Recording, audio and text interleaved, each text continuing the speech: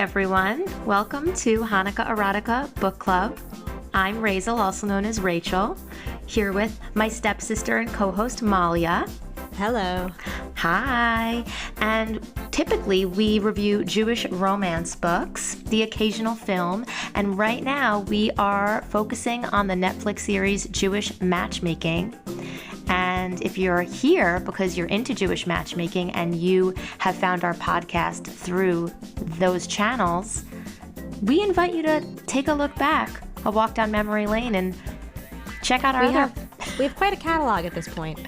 We really do. And so if you like what you hear tonight, check out our recap episode, check out all of our book discussions and book reviews. We think you'll enjoy and laugh. And Mal, I want to make a note for our listeners and for especially all these new listeners we might have, because tonight's a big night, but you do not have to read the books to enjoy the podcast. A good point. That's a serious investment that we are really making for you. Exactly. We are reading the Jewish romance books, so you do not have to. Yeah. Someone recently was like to me, do you have any books to recommend? And I've usually recommended kind of like literary fiction to this person. And I was like, nope, all I got is Jewish romance. So I've really pivoted my whole catalog. I wonder if our listeners would be interested in a book club episode of you and I talking about something that we really love that is something different than Jewish romance. We'll see. Listeners, let us know. Okay, so tonight's a big night because we did a recap episode of episodes 1 and 2 of Jewish Matchmaking, but tonight we are interviewing the eyebrow queen herself, Dani Bergman. Oh, this is huge. Holy moly. I can't wait. We're leveling up. I mean, this is big. This is really big. And a lot of our fans and listeners are excited about this, and they have some questions they have for Dani. We have our own questions. I've been collecting. People have a lot of thoughts. People have issues they want discussed. This show was like a big conversation starter for me in a lot of different arenas. So I'm excited to get into it. I can't wait to hear this. You know, another thing, by the way, that I wanted to point out to our listeners is that if it's not obvious, Malia and I do not talk about things before the episode. You're getting it raw and real here. Every time. As the podcast title might suggest. So I'm really psyched. I'm really psyched for tonight. I also want to tell everyone about the next book we'll be reading.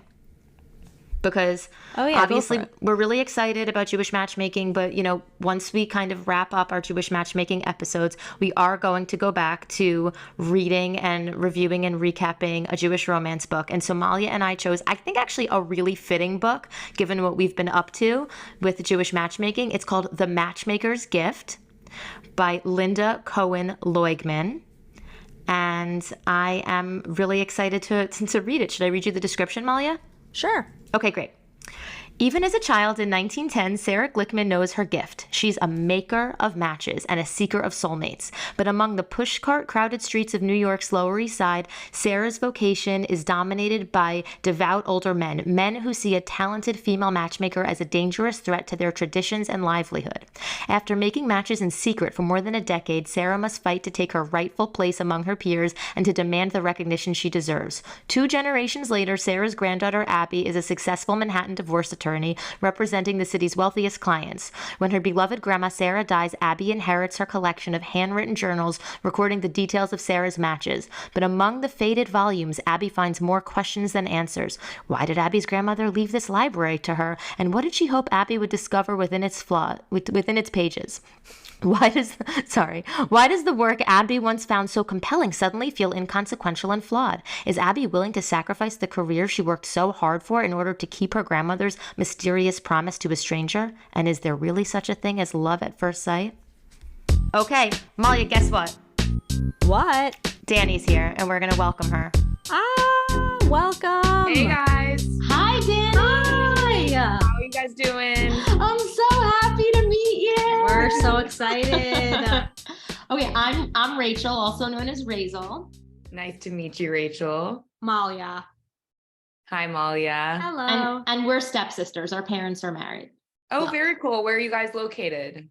We're based in New York and New Jersey. Oh, nice. Okay, very cool. Okay, are you still in Miami? Yes, I'm still in Miami. Okay, Dani, we have so many questions. We're so excited to meet you. I'm excited to meet you guys too. Thanks for being here. This is so cool of you. We You're really appreciate welcome. it. This is really exciting for us. So on Yeah. Hanukkah Erotica, normally we review Jewish romance books. Okay. There's way more than you'd expect, but we were so excited when we saw Jewish Matchmaking was coming out. We put a pin in our reading and we did a recap episode for episodes 1 and 2. Now we're interviewing you. So we're like really excited. Our listeners are really excited. It's great. Awesome. Wait, so how has the reception been for you since it came out? Honestly, I've gotten a lot of love, surprisingly more than I had anticipated. People are very supportive of the show, of me, of how, I came off. So I'm very lucky that everything is going great so far. That's great. Yeah. Any trolls? A few trolls. If you look at my Icon Browse account, half the people are loving it and half the people are on there telling me that I have the worst eyebrows in the world. So, but Fools. if when you have haters, that means you made it. It does. Totally. You are the eyebrow queen, and we do want to hear a little bit about that. But we're gonna. So wait. So we are would you like now, some eyebrow care tips. I think would be appropriate at some point. at some point tonight? Yeah, we're not saying goodnight till we get a little bit of eyebrow care tips from Dani, the eyebrow queen. No way. Wait, do you check Twitter, because you're actually killing it on Twitter? I saw. Yeah, I've been checking Twitter. Everyone, like I said, people are very supportive. I think the biggest feedback that I've gotten is that, self-respect and, knowing what you're worth is really hard to do in today's society. And the fact that I was able to approach David about the situation and call him out on what he was doing, a lot of people really resonated with it. And I'm really happy because, I think that we all go through things where people, like even myself, it took me a really long time to get here. I was always the girl that was maybe giving someone a chance, never really listening to what they had to say when it comes to what they want in a relationship. And Aliza really taught me to date intentionally and listen to what men have to say when you are dating them. So I just want to say that, it did take me a really long time to get here. I haven't always been this like stern with my actions when it comes to dating, but it seems like everyone was really happy about it and people are resonating with it. So I'm happy. I'm happy that I could stand up for self-worth, self-respect, and stuff like that. We are too. I thought it was really great. I thought it was great and great to see. Let's take a step Curious back. about that scene. Yeah. I wanted to ask more about that scene, but I don't know. No. I am curious about that right too. into it. No. I'm curious about that too, and then we'll take a few steps back because we want to hear about how you first got connected to the show. But Malia, ask that question. Yes. So okay, just diving in out of order, and then we can kind of move backward. But I'm just really curious, since you brought up that scene, I was just really curious, sort of, I think a lot of people, especially nowadays, feel like if you're kind of ending things with someone and you already sort of know it's not going anywhere, you don't kind of meet up in person to have all that back and forth and sort of end things, especially if you're just sort of at the beginning of things like it seemed you were with David. I guess I was wondering, was doing that in person like an intentional choice for you in your journey? Did you talk about that with Aliza? Like, what was that planning like? Yeah, I mean, so David, like you saw on the show, David did miss my birthday. It was during the time that scene was filmed. It was, I want to say, a week around my birthday. And, he did a lot of things throughout our dating period that really sat with me the wrong way. And I decided to approach him about it, not only to kind of tell him how I was feeling, but genuinely, like, I think that David is a nice guy. However, I think that he has a lot of learning to do. And I wanted to share with him like what he did wrong and how he could improve in future scenarios. A lot of that scene was cut out, unfortunately, where, I was sharing with him like, hey, this is what you did. This is how it made me feel. This is probably what you shouldn't do with your next girl. Because I've never been the kind of girl to hold grudges very much. I think that if it's not meant to be, it's not meant to be. There's no point in holding hate in your heart in any way. So I did want to, help him. And I don't know if you've been following him on Instagram, but he even says that, I've made him a better person, and he learned a lot from that conversation. And the fact that he disrespected me, I had every right to be acting the way that I was. So yeah, you could say that it was intentional. I mean, at the same time, it's reality TV. I think that people, you know, like if the story just ended where it ended, there would be no closure. So I would say it was a combination of both. Like if you were dating outside of a show, might you have had that conversation on the phone?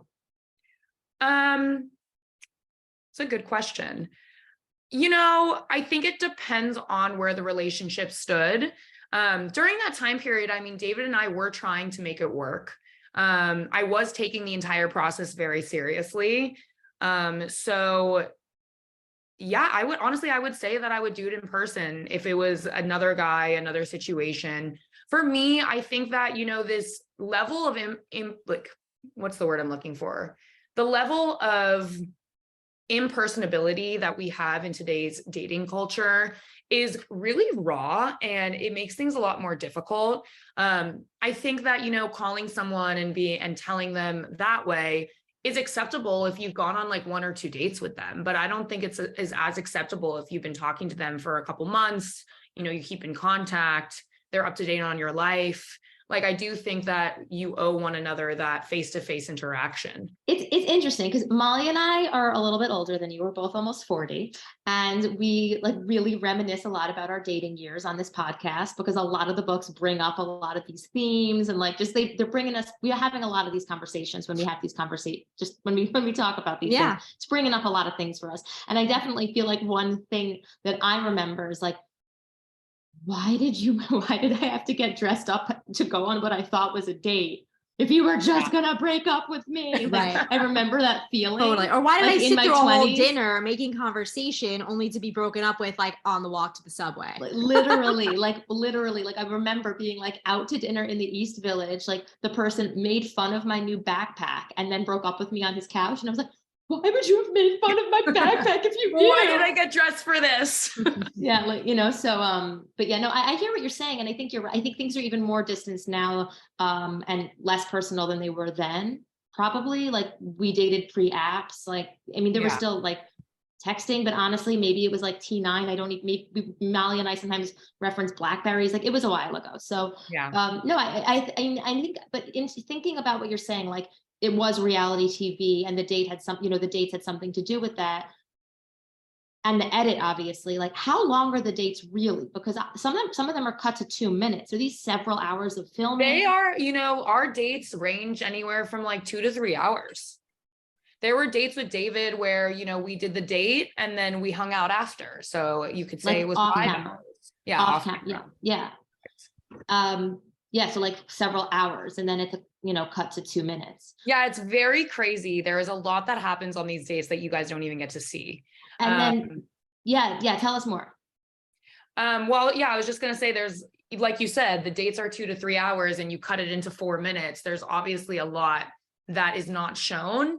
I'm trying to think, like, I think we talked about our favorite musicians. I think we talked about, you know, family. I'm pretty sure we even talked about past relationships, and none of that was shown.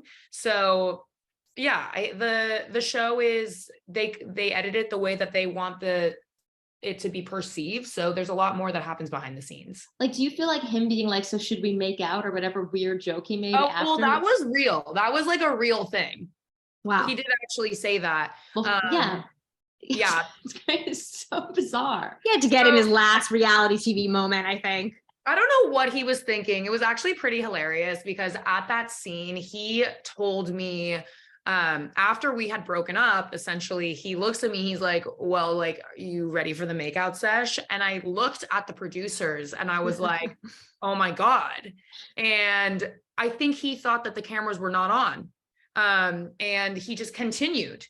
And yeah, it was wild. I don't know why he chose to do that. It did not make him look good. So silly. Not the best look. But speaking of behind the scenes things, just a question with that segued for me was, there's a scene where you're like talking to your friends and kind of like asking their, you know, getting their perspectives and all that. Was that like a mini casting session in itself? Like which friends kind of get to cameo on the show, and maybe they, you know, maybe someone's going to be like, hey, like girl number 2 over there, you know, I don't know, that can kind of be its own little pool of eligible women. Yeah, I mean, those are all some of my closest friends here in Miami. So I just asked them to come on as my friends. And they said yes. It was really special for me to have them on. Yeah, I bet it was. Yeah, who knows? Maybe we'll And see they're some all of them great in season girls. Like, 2. they're amazing women. They have great jobs, personalities, families, and even in my real life, day to day, they are the people that I turn to for advice. So Tori, actually, who's one of the girls that came to that lunch, she was my roommate at the time. So she lived with me while I was going through this experience. So even, whenever I would come home, I would talk to her about it as well. Okay, so how did you get connected with Jewish matchmaking? And were you a fan of Indian matchmaking prior? So it's really funny. When I first moved to Miami, I joined a Facebook group. It was called Jews in South Florida, I believe. And essentially it was a way for me to make friends. I didn't really know how I was going to make friends. I knew a couple people in Miami. Obviously, the Jewish community is very inviting, very small. So I thought to join this Facebook group just as a way to be connected with people. I never actually met anyone off of the group, but there was a posting on there that said casting Jewish singles for a show for a major streaming network. I applied literally for shits and giggles. Like, I just filled out the application. I sent it to like 10 of my single Jewish friends. I was like, LOL, everyone look at this. And then about 4 months later, the casting person called me out of nowhere. And they were like, hey, this is blah, blah, blah from the show. Do you have some time to talk? And she essentially had an interview with me right there on the spot, asking me about my previous dating history, asking me about what I'm looking for. And then I got it. And so that's how I ended up on the show. And honestly, when I spoke to the casting people, I kind of had a feeling from that moment on that I was going to be chosen because I felt a really great connection with them. And I think they liked my personality, and I'm really happy with how it turned out. How many rounds of interviewing were there? Like how elaborate did it get? I think there was 3 rounds. Cool. Yeah. So there's a tweet that I love. I'm curious your thoughts on this. Mar_kisses 2 days ago wrote, "Put Dani from Jewish matchmaking on Perfect Match, you cowards." Would you? I saw that. Would you go on another reality show, or would you go on Perfect Match? I don't think I would go on Perfect Match. It's a little bit too risque for me. Yeah. I come off relatively, I would say, risque in the Jewish matchmaking show compared to some of the other characters. But I don't think I would go on Perfect Match. No. Yeah, I have actually been reached out already to go on some other shows. So have you? Yeah. Anything you could tell us about? I don't even know the names of the shows. They won't tell me. So that's awesome. That's awesome. We're excited about that. Okay, so that was a little bit about you and David. You and Sean, it felt to us, had really a great chemistry. So it's really funny because actually in real life, I don't think there was any chemistry. I'm a very friendly person. I get along with almost everyone. It's really hard for me to have a bad date, to be honest. I'm a really bubbly, inviting, loving person. And I like to have a good time. So when I met Sean, I was excited because, we came from similar backgrounds. I would say we had similar values. And I was excited to meet him. And it was a very friendly interaction. I wouldn't say there was any romantic connection. But yeah, I'm seeing a lot online that people are shipping Sean and I. But he does have a girlfriend, unfortunately. So that's off the market. We're happy for you, Sean. We're happy for Sean. Yes. But it's funny. I mean, I know obviously, coming from South African family, I have a lot of family friends that are all South African, and we are all somehow interconnected. Like my aunt knows his dad. I met his cousin at Africa Burn. Everyone knows everyone. Nothing made me happier than that scene because I would say around 20 years ago when reality TV, The Bachelor, this, that started coming out, I made a joke that I thought at the time was very funny, but it came true on the show, which was that if there was ever a Jewish reality dating show, it would all be just Jewish geography. Oh, where'd you go to camp? And that would be the show. But that happened. That happened on the show with you and Sean. And it was really funny and great. And then they put this na music after. It was really funny. Just that moment of you guys playing Jewish geography. Of course, the South African Jewish community has so many overlaps. We all have those experiences as Jews. I loved that. It's funny that you're saying that you had no chemistry, because I felt like the edit was very much you guys had a lot of chemistry, and the problem was that it was long distance. I mean, I think that, when you say chemistry, that can be interpreted in a lot of ways. Like there was definitely friendship chemistry. Like Mm-hmm. I love Sean. Like I would love to be friends with Sean. He's a great guy. I have not one bad thing to say about him. But yeah, I mean, he lives in Hawaii. So, going into it, I would say I wasn't as open maybe to having a romantic relationship because he lived in Hawaii, and he didn't have any interest in moving to Yeah. Florida. He made that clear. And Right. what are you going to do about that? Yeah, no, that he made that clear. But the thing is, like, at one point, I think because it cut to you being like Sean's really hot, like, and he was attractive, and you're attractive, like, it just You're like, on yeah, the beach. You're yeah, like, of course. yeah. Of course, we're That was a shipping you fun guys. date. We're not. We get it. He's in a relationship. We respect that, and we want to hear an update with how you're doing. But also with regards to relationships, I mean. But anyway, the thing is, if it was Love Is Blind and it was all in the same city, right? Would it have been different? It's hard to know because you were going into this knowing this guy lives in Hawaii. Yeah. You're on the other coast. It's hard. Yeah. It is hard to know, but I do wonder if the premise was different and you were dating it was him the same city, if it would have felt different for you. I mean, maybe. I think that, a huge reason that I chose to go back to David was because he lived here. Right. I've been Right. in long distance relationships and they suck. Like they're not fun. You have to think about when you're going to see them. You're always having to plan for the next thing. It makes things a lot more difficult. It's not really something I wanted to get into again. Totally. So, David being here was a much more convenient relationship for me. Although it didn't work out and he ended up being the way he was, but I think that had a huge factor to do with, my choices and who I was dating. Did you Right. go on other dates for the show that were cut off that we didn't get to see at all? No, I only went on those two. I went on some dates with David and Sean actually off screen. Like after Sean and I hung out after our first date, we went out for drinks with my friends. And then the next day, I think we even drove to the beach together. And then David and I also went on a couple dates out off screen. So obviously you guys didn't see those, but just those two. So where are you at now with dating? Right now with dating, I'm still trying to find the one. I'm busy, I have a full-blown social media agency. I have 4 people that work for me. I manage all of them 24/7. I'm signing on clients consistently. I'm leaving to Italy next Friday for my best friend's wedding that I'm in. So I'm still looking, but nothing serious has come up just yet. Sounds like you have a really good life going on. Do you feel Great. like your prospects are better than ever now with the show, or maybe? Hopefully. I mean, I have definitely received a lot of DMs. I've been offered to be flown to Israel. Wow. I found out that I have a cousin that lives in Florida all of a sudden who saw me on the show. So A cousin. It's making all kinds of connections. A cousin. So he is my cousin. He actually, No, I I'm kidding. confirmed it with my dad. I believe you. But yeah, I'm still dating around. I am off the apps as of now. Because I kind of just felt like they were getting old, nothing was coming from them. It's not like I have a shortage of plans. I'm out, anywhere between 4 to 5 times a week with my friends, and also with work stuff. So it's really not hard for me to meet people. Was meeting Eliza part of the casting process? Like, did you meet her before you met her on the show? No, I believe Eliza did see my casting tape prior to meeting me. It's really funny because she told me that on my casting tape, I seemed like super difficult and like that I wasn't going to be nice. But then we obviously met and we hit it off immediately. But yeah, I love her. She's such a great woman. And what do you guys think about her? Oh, we adore her. Oh, she's amazing.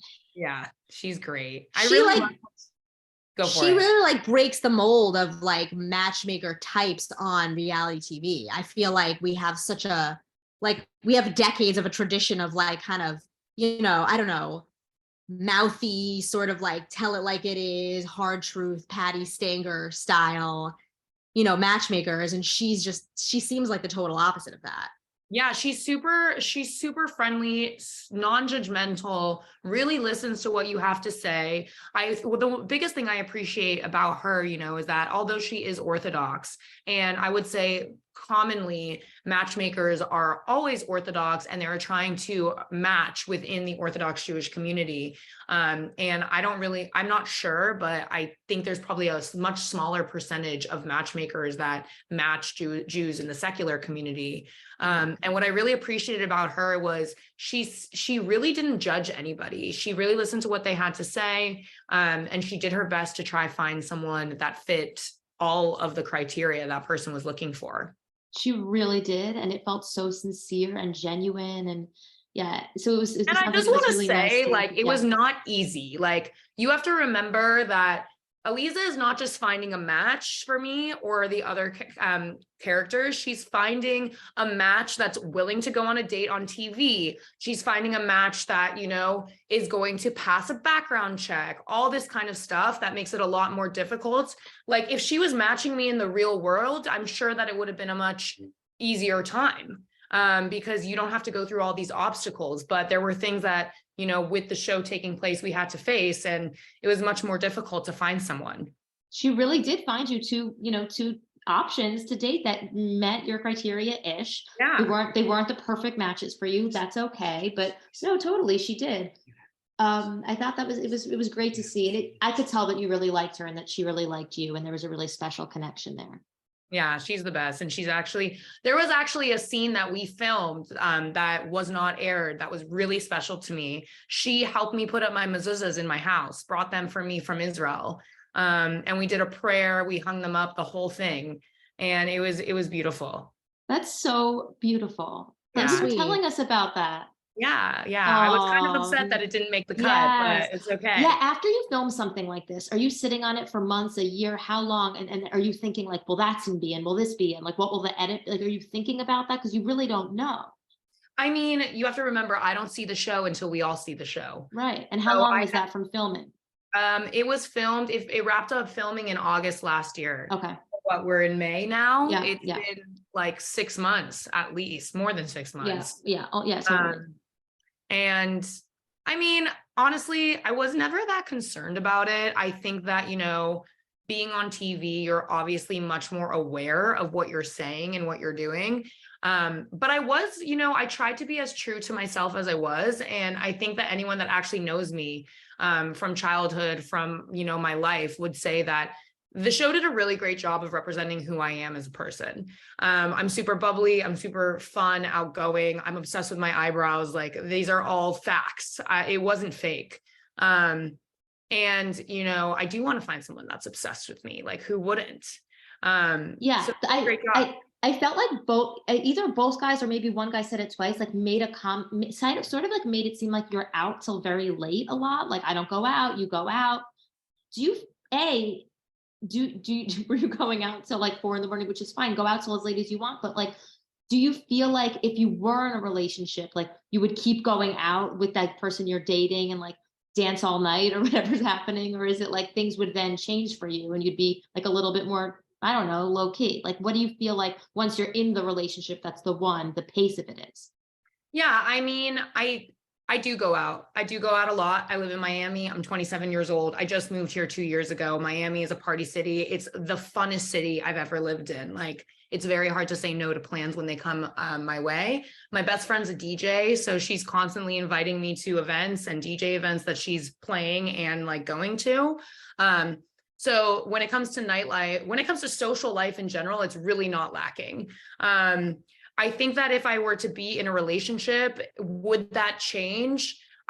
Maybe a little bit. Maybe I wouldn't go out as much, but I would also love for my partner to enjoy those things as well, because, you know, music festivals are one of my favorite things to do. Live concerts, I adore. Like, I really do enjoy getting out and meeting new people and just like having fun. I think, you know, we're young and it doesn't have to be that serious. And so as long as that person's on the same page, there can be a balance. Yeah, honestly, I feel like someone who matches your energy would be really great. I feel like sometimes in relationships, it's nice to be with someone who balances your energy, but from getting to know you at this particular moment in your life, I feel like you need someone who matches that can like join you in the fun you're having right now. Yeah, like, I think one of the things that David mentioned that was aired on the show is that he was saying how he really wants to do a Shabbat with, whoever he chooses he ends up with and be more observant. Like I grew up doing Shabbat every single Friday night. I think it's extremely important for building a strong family. And it is one of my core values. That is also something I want to do with my own family growing up. I remember like when I was young, I was always so mad because I could never go to the football games because they were always on Friday nights. And it's because my parents didn't let me because we had to do Shabbat. So, him saying that was kind of like, if I really liked you and we were going to start a family, I would totally be open to not going out on Friday nights and just doing Shabbat dinners. That's how I grew up. Right. Oh, this brings up a question. Actually, one of not going out. I get it. We get it. One of our listeners had a question, which is there was a date that you had with David that you talked about, but we didn't actually see, where you said he invited you to a Torah reading and then a mixer. What was that, a Shabbat morning service? Like, what is the Torah that? reading? Was it like a Megillah reading? Was it the way you were describing Purim? Was a Torah reading followed by a mixer? So obviously David has his events company that he runs, and he invited me to one of the events, and it was a Torah reading and wine mixer. That's how he explained it. I had no idea what to expect. I showed up by myself, and it was a lot. It was definitely like a lot more religious than I had intended for it to be. I didn't feel like I fit in. And I didn't really enjoy it, to be honest with you. Was it on Shabbat? No, it was like on a Wednesday. We're confused about the logistics of the Torah. Like, did they open up a Torah like in a synagogue? Yeah, they like opened up a Torah. It was in a synagogue. They like read from the Torah, and then like everyone walked around and ate and had wine. Okay. Was it associated with a holiday? I don't remember, honestly. If it was, David, if you're listening, David, if you're listening, DM us the answer to this. Was it a holiday? But it was definitely an interesting event. Like it's not something that I would usually go to. I went to support him. I think when I went to that, it was right when I got back from LA, and I wanted to see him and kind of like re-spark the energy. And when I went, the energy was gone. The spark was gone. I know we have to wrap up soon, but I have a couple questions about icks. You got, like, there were certain times you were fuming when he didn't pour for you, and you were like, I'm not mad, but you obviously did not care for that. And by the way, of course you didn't, right? Like, we get it. He poured himself wine or water and it didn't pour for you. It's telling. We get it. Yes. Of course it's telling. We get it. Everyone saw it, got it. But it was very funny that you were like, I was raised differently, but I'm fine. But smoke was coming out of your ears. So like, that was definitely, I would say, like, was that an ick, or like, is that a turn off? Is that a deal breaker? The socks and the shoes killed me. Like, Who does that? I was dying. At one point you were like, it made you almost think like, were you supposed to wear socks and shoes? Yeah, I was confused.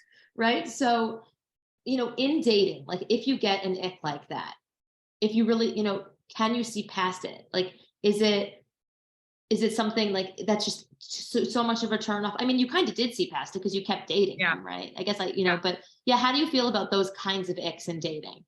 I mean, I think that those specific icks were icks, but I don't think they were deal breakers. Right. Table manners, I grew up, like, if I didn't have my fork and my knife to the left of my plate together when I was done eating, and I had my elbows on the table, my grandmother would fume. So like, that's something just I've been raised with. You always pour other people's wine glasses, water glasses when you're pouring for yourself. So that was definitely an ick, but I also think those things can be learned, and I think they should be learned. I think everyone should have table manners. I mean, it's etiquette. And maybe he didn't know. It's funny because now that the show is aired and he saw that I said that, he's like, I don't know why I did that. Like, of course I usually pour people's wine and water. And it's like, well, maybe he was just nervous. Maybe right. I don't know what was going through. Who knows? The socks and shoes and the jet ski, I have no idea what that was. I thought that was like, honestly, I came home that night with my roommate and I was cracking up on the couch. Also, something else you guys didn't see during that scene is I actually flipped David over on the jet ski. Oh my God. So I thought that was hilarious because he was fully clothed. And he had socks and shoes on. It was just funny because David had told me that he was like, loved to jet ski and was a huge jet skier. And then when he got on the jet ski with socks and shoes, I was kind of like, this doesn't seem like you've ever jet skied in your life, to be honest with you. Who does this? I've jet skied before, you know? And I remember when he came to pick me up on the jet ski and he's there with socks and shoes, I kind of looked at my feet and I was like, should I be wearing socks and shoes? And then I thought about it. I was like, no, that's so dumb. Like, who does that? So I didn't. Yeah, I was definitely thinking a lot about different ex when those things came up on the date, which kind of gets me to the where I feel like I want to talk to you about, which is the brows. Like you have obviously I have phenomenal brows. You have great brows. You're the eyebrow queen.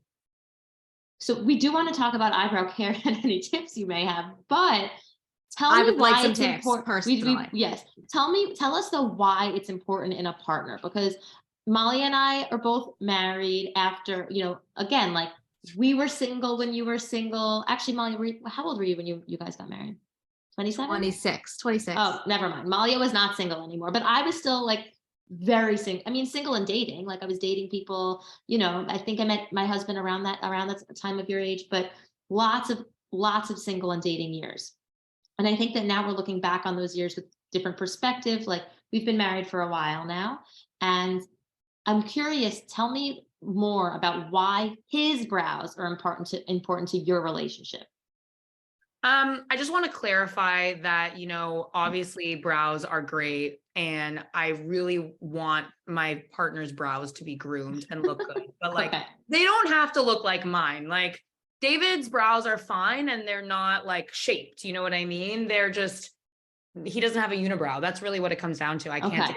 Okay, the unibrow. Okay. Like that really kills me. Obviously, like I spend a lot of time nurturing my eyebrows. So it would be kind of embarrassing for me to be with a man who had like a unibrow. The story with my eyebrows is that when I was younger, I had very, very thick, bushy eyebrows. I still do, but I obviously tamed them now.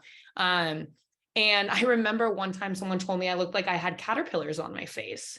And I was so upset. And my friend at the time was like, we're going to help you out. We're going to take you to my threading lady. And I got my eyebrows threaded. And that's when I became the eyebrow girl, because the threading lady was telling me how phenomenal my brows are. They're super thick. I think, during that time, that thin eyebrow look was super in. And right. I was very adamant on keeping my eyebrows thick and shaped. And ever since then, it's really been one of my best features. I get complimented on them all the time. Like when I was out with one of the producers actually a couple of weeks ago, and the waitress at the table was like, oh my God, your eyebrows are amazing. And he looked at me and he laughed because he knew that was like my thing. Do you still thread? What do you do? Yeah, I thread my eyebrows every 2 or 3 weeks. I obviously keep them up. I tweeze them during the interim. I don't fill them in or anything. I'm very lucky that my eyebrows are very thick. No gel? I just put a little bit of gel when I'm going out. It's like, I also trim them at home. Tricks, I'll tell you a trick with trimming your eyebrows. If you brush them that way, so you brush them the opposite way that the hair grows, and then you trim them the way that the hair grows, and then you brush them back, yes. It's going to give you a really nice shape. Very nice. You know what? Rachel, you're acting like you're nodding, but I know about this here. I'm nodding, and here's why. I'm not. When I was in high school, I got electrolysis on my brows, and that tip that you just shared. That's what they told you? So did my electrolysis. Wow. Tech. And you're right about that. That was a good tip. But the trends have really changed. Like this look, when like you brush them up and they're like that, like furry and high up, that feathered look. It's like I want to be there, and I don't know if I am yet, but like that is obviously look. So use a little bit of gel. Yeah, I just use, it's a Maybelline, like it's like a clear gel. I think it's even a mascara, but I just put it on my eyebrows. But honestly, only when I go out. Like right now, this is fresh out of bed almost. Oh, like, listeners, I woke up like this. She woke up like this. She's gorgeous. Amazing, really. Have you met other people from the cast? Like, do you know them now? Do you have opinions about them? I have not met anyone from the cast like in person. I have spoken to most of them. We're doing an event in New York next week on the 17th of May, which is a meet and greet, live matchmaking, all that kind of good stuff. And a couple of the cast members are going to be there. I believe it's going to be me, Noah, Harmony, and Nikisha and Faye. So that's going to be our first time meeting. I'm Say super less. excited. Yeah. Sounds You guys should amazing. come. That sounds so great. I'd May love to. 17th. May 17th. Okay, that sounds amazing. So that's going to be fun. You'll meet them in person. Yeah. I feel like you're really going to be connected because you went through this experience, like, you know, kind of Yeah. together. But it's crazy because when it was being filmed, I didn't know anything about anyone. I didn't know how many people there were, where they were, nothing. Right. That's what's really different than this versus the shows where like you're all in a pod together, becoming Right, you're best actually friends. competing, yeah, for something or someone. Right. Yeah. Right. Totally. Yeah, I think it's all really just like really fun and awesome. I hope there's more seasons of it. I really do. I just thought Yeah. I thought it was really fun and great. So do you feel like your following is growing? Has this opportunity kind of created an opportunity for you to, you know, like monetize things on Instagram, like those things that happen after people go on dating shows or reality TV? Like, is that going to happen for you? Are you going to sell an eyebrow product? Like, can they, you know, what's going to happen? I mean, maybe. I don't know if you guys have seen my Instagram, but I am selling my hectic hats. I did see that. Last scene. Hectic is a word that I got from living in South Africa when I was studying abroad there. And I brought it back to the States, and I would constantly say it as a response to almost everything. And all my friends caught on to it, kind of made fun of me for it, but also enjoyed it. And so I made a hat for it because it was like my thing. And so I made a couple hats for, you know, people that want to buy it, be hectic. So those have been selling. People love them. So that's awesome. You know, I do social media marketing, so I understand the world of social media. And I'm excited to grow a following. I think that, you know, with the responses that I've got, like I said, in terms of self-respect and self-worth and stuff like that, I think it's important for young women to know. And people have been asking me for tips on how to get there. And I think it's important to realize that it doesn't come easy. And, you know, I've been in situations with like really bad relationships in the past where I have said yes when I should have said no. So it definitely has taken a while to get here. You know what? It takes a while, and it can continue to take time. Like this has been a new experience for you, and things are going to grow from it. Right. And so it's like, got to keep living and seeing where it comes. I think this experience, I think, will open a lot of opportunities for you and friendships and a lot of men coming my way. A lot of men coming your way and potentially new friends. Are any of the cast members still together? I don't know. I can't speak on behalf of them. I do know that Shia just got engaged. We saw Mazel Tov, and Faye and Elisa were at the engagement party. Yeah, I saw that too. So that's really great. I loved him on the show as well. I thought he was super sweet. So I'm super happy for him. I posted about it actually, and people were like, wait, did they meet on the show? And I don't believe they did. I don't, but maybe Elisa set them up. We'll find out about that. Yeah, we'll have to find out. So will you continue to work with Elisa off the show? Will she set you up again, do you think? I mean, hopefully she's still looking for someone for me. I bet she is. Hopefully. I mean, I don't see why not, right? I don't see why not. We have some friends ourselves who we feel might benefit from Elisa's non-judgmental network. We do. Molly and I have some friends we think would be great. What'd you say? To get them involved. Oh, definitely. Dani, thank you so much for chatting with us. Of course, guys. I really enjoyed this. This was really fun. Dani, if you ever want to read a Jewish romance book, they're great. They're great. Sometimes they're not. No matter what, we always have a great time and laugh a lot recording them. But if you ever kind of more fun when they're not, to be honest. It is more fun when they're not. If you ever want to read a book with us and review it on the podcast, let us know. Yeah, I'll definitely let you guys know. And hopefully I'll see you next week at the event. It sounds good. Thank you so much. You're welcome. I'll talk to you guys soon. Bye, Dani. Bye. Mom, that was so much fun. That was cool. Dani, I think we got it. I think we got into it. Yeah, of course. It's great. We got some good info. I'm really glad she set things straight about that Torah reading. We had a listener, a couple people who were like, what was that? So I'm glad we sort of delved a little bit there. Did she set things straight with the Torah reading? I mean, she set things straight in terms of her understanding of the Torah reading, which was that it wasn't I thought it was like a Shabbat service that she had gone to, and like the mixer afterward was a kiddush. Like, I was just like, maybe she's not using the word kiddish. She doesn't know the word kiddish. I don't know. Oh, she was just at shul. But no, it turned out I didn't even bring that up because she said it was on like a weekday night. Right. She's not going to read a book with us. Probably not. She was like, maybe. She's like, I go out 4 to 5 nights a week, girls. Until I'm not 5 like in on the Hanukkah morning. Erotica Book Club on Wednesday nights. Sorry. She's probably just going out now. Yeah. She For woke those up of you like listening, this it's really late probably- at night. Yeah. She woke up like this probably like 3 hours ago. You know what? I wish Dani all the best of luck, and it was super cool of her to come chat with us. People really, really like her, and it's great. Williams, we should go out. Maybe we could go out drinking and partying with Dan. She did kind of invite us to that matchmaking event next week. Oh, she invited us directly twice. Yeah. Should we go? It's on May 17th. Oh, are you going to be away? No, I'll be here, but I would say it's going to be a very tricky night for me to go.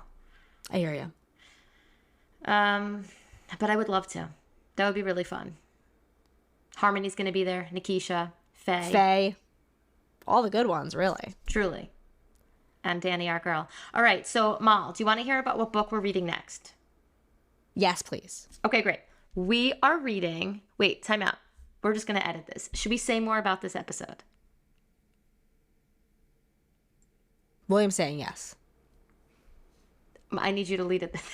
Okay. I don't know. I mean, I tried to kind of get into it with her about sort of like, it was hard because it was like, I wanted to learn about what we saw on the show, but also like the behind the scenes of what it's like to make the show. It's almost like 2 parallel conversations. You know what I mean? Right. So I think we tried to like kind of split the difference. We didn't have that much time with her. I could have asked another half hour of questions. I could too. I just felt like we went over and I sort of wanted to let her go. Yeah. Because We I felt like I wanted to be respectful. Totally. I don't want us to get the reputation that we hold our guests hostage. Absolutely. Now we have a reputation to cultivate with celebrity guests. Exactly. No, I think it's true. I mean, I'm curious about that also. It definitely is that there's like, I mean, there was definitely a lot we didn't see. There always is. Right. But there's not as much than there is on a show that's being filmed. There are shows that are being filmed 24 hours a day. I'm just nervous, like if she becomes a professional sort of socialite / reality TV star, she's going to start like dating non-Jews and kind of like, if she's on a regular mainstream reality show, they're not going to be having, they're not going to be matching her with someone who has Friday night dinners and Shabbat and stuff. And like, I don't know. Well, that will lose something. Did you say you're nervous? Did you What? start this by saying I'm nervous that? Yeah, I'm nervous.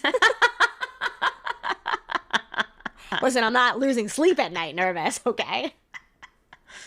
Oh my If we're God. talking about Dani and I'm contemplating, I'm just thinking, how's it all going to go? She didn't say it. She said Perfect Match was too risque for her, but also Perfect Match has people from every show, every other dating show on Netflix, obviously not just Jewish. And she didn't say it outright, but probably she does want to be with a Jewish guy. Well, she said it on the show, that show. she wants to, yeah. Yeah. She just seems like she's taking advantage of this. Like, she's someone who was already cultivating the limelight, and she knows it's good for her career and whatever, and she's going to keep doing it because it is, which I totally admire and think is great. Totally. But I think that she really went on it because she was open to meeting someone. Like, because they were like Jewish singles. Like, that's fun for someone who is Jewish and single, new to a city, and open to being on a show. People get so much flack, and the internet doesn't like people who they perceive as going on reality show only for clout. I don't think she did only, because she wanted to be on a show at all. But I think that being on the show is going to present her with a lot of opportunities, and she should take advantage of those, and she is. And I honestly think, like, it takes a hard-skinned person who's comfortable in the spotlight to go on a reality show, because even if you come off great, there's going to be trolls and jerks who are just going to insult you, and I just think not everyone can handle that. Right. So, Imagine going on to somebody's eyebrow account and talking shit. yeah, that's I hate deep. That's internet like trolls. Yeah. That's like really like what's your life and time management? Like, what's going on? Tell us about your time management, troll. Right, exactly. I'd like an agenda of sort of what you do on a 10-minute increments, because you found this brow account and now she gave us some good tips, also some good brow tips. I didn't know that about the cutting. Oh, yeah. She really did. Listeners, it was hard we got to see what she was doing and I was nodding along so hard, but she did give a good tip on how to trim brows. Her brows looked great. I mean, you can't see, I'm telling you, I mean, those brows were not TV brows. They're legit. Oh, yeah. Oh, yeah. She really is the eyebrow queen. Wow. Good for her. Yeah, that was fun. That was really, William really saying fun. we could have explored bad relationships, like when she alluded to like things where she said yes when she should have said no. Like we could have prodded there. We could have. Yeah. Maybe she'll come back. Maybe on the with book club us. episode. We're Yeah, like, tell us totally. about your toxic exes. Right. So how did Hot Lumberjack, how was it for you? And also, did it remind you of anything in your past? By the way, I can't wait to read Hot Lumberjack. That does have to come on our list soon. Yeah, I thought that was really, really fun. Listeners, I hope you enjoyed it. This was great. Thanks, Rach. Malia, guess who else we are speaking to on our Someone next else? episode? Who? Aliza, the matchmaker. No. Yes, Aliza Ben Shalom is coming on. Oh my God. Great. I have a whole other list of questions for her. I'm very excited. I can't wait. I love her so much. I can't wait to talk to her with you. There's a lot of stuff to talk about. Great. It'll be a Awesome. love fest. Can't wait. So that's what's happening next. Also, if you're reading along, when we're done with our Jewish matchmaking episodes, we're going to be reading a book called The Matchmaker's Gift. Very fitting after all this matchmaking talk. It is by Linda Cohen Leugman. It's available on Kindle, on audiobook. You can get the hard copy. We Maybe can't wait to Lisa read will it. want to join the book club. Actually, maybe she will. Yeah. You The know who's not, Matchmaker's though? Gift. I mean, I think maybe she will. Let's see if she has time to read. Maybe she'll read on her flight back to Israel. We should you check in with her on that. But Mal, this was so much fun. thank you. If you just joined us, by the way, because you were excited to hear our interview with Dani Bergman, check out our old episodes. They're really fun and funny. We review Jewish romance books. You don't have to read them. Check them out. This podcast is produced by William Levin. I'm Razel. And I'm Malia. This is Malia. Yep. Good night. Good night.